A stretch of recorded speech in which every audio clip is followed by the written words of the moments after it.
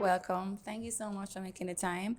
First, could you tell me about yourself and what do you do and let everybody know who you are? Sure. So I am Joseph Patterson, born in 1971 in Kingston, Jamaica, particularly downtown Kingston, a place called Blake Road.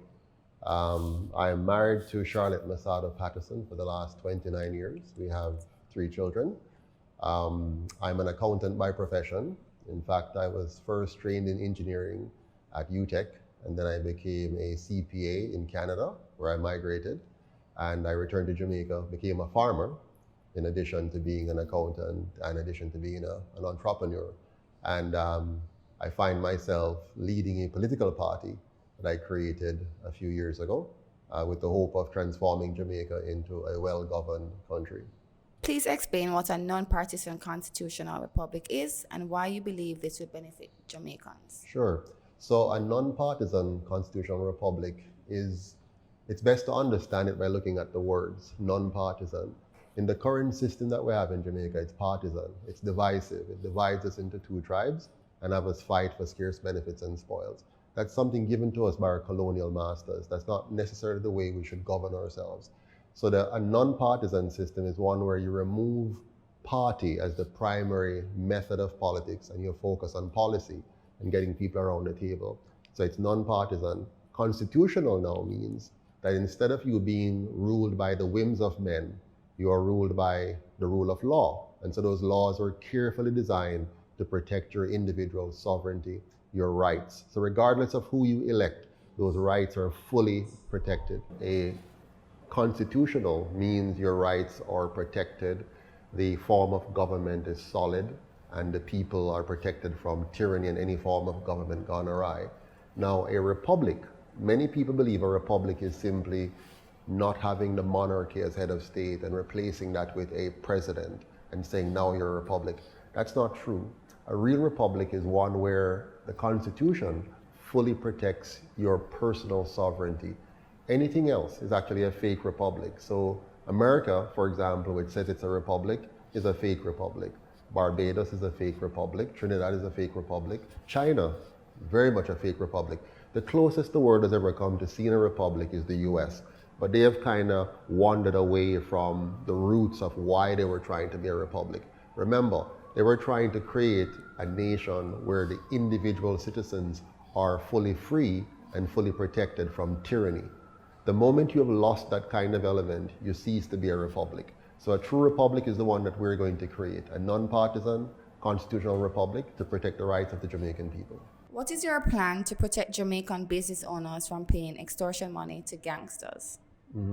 Right, well, in order for you to understand the solution to the problem of extortion of gangsters, of businesses in Jamaica, you have to understand the origin. So Jamaica before 1962 was relatively peaceful. The violators of our rights were the colonial powers here who were, using racism, classism, and all kind of ism to separate us, divide us, and steal from us. Now, over time, our leaders, our own indigenous Jamaican, if you will, became our political leaders. The first set came into power in 1944, which was the JLP government, and then the PNP following. So for 80 years now, we've had those 2 parties.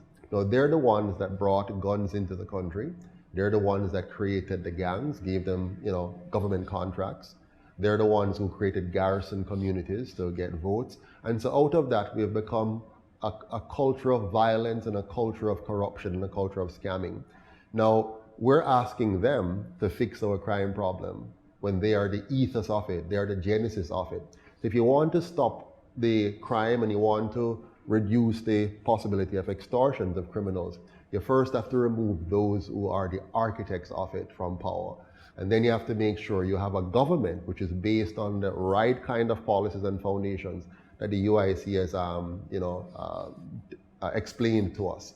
So the moment we move from the model we currently have to a model that is designed to protect the rights of the citizens, designed to give us proper checks and balances, designed to ensure that people no longer have to look to forms of crime and corruption to gain some kind of economic power, you'll shift the balance of power away from gangs, away from criminals, to a highly productive society.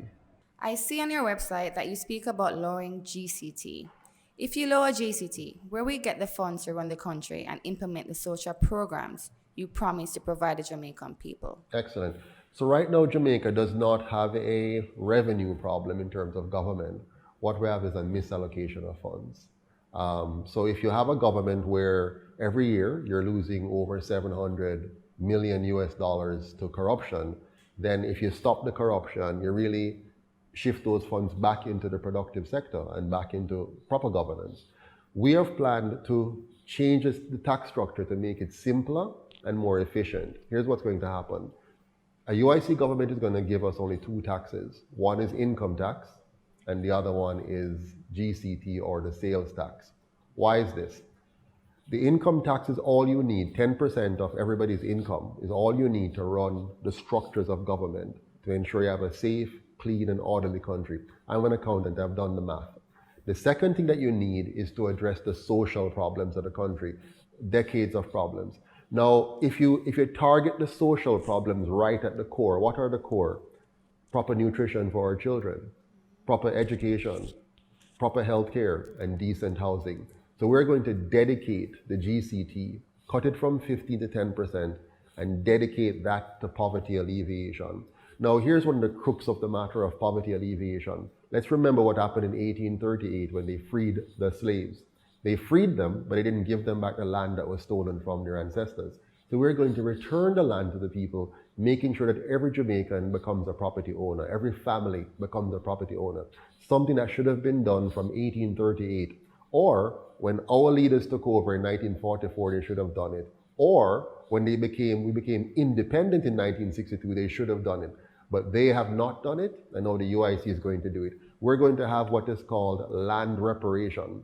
So rather than wait for the foreign masters or colonial masters to give us money for slavery, why don't we give our people back the land that was stolen from them? Let us lead by example by repairing the breach, reparation, by giving land to the people, giving them their birthright, and then providing a governance model that ensures every child receives the nutrition, education, and health care that they need. One more point.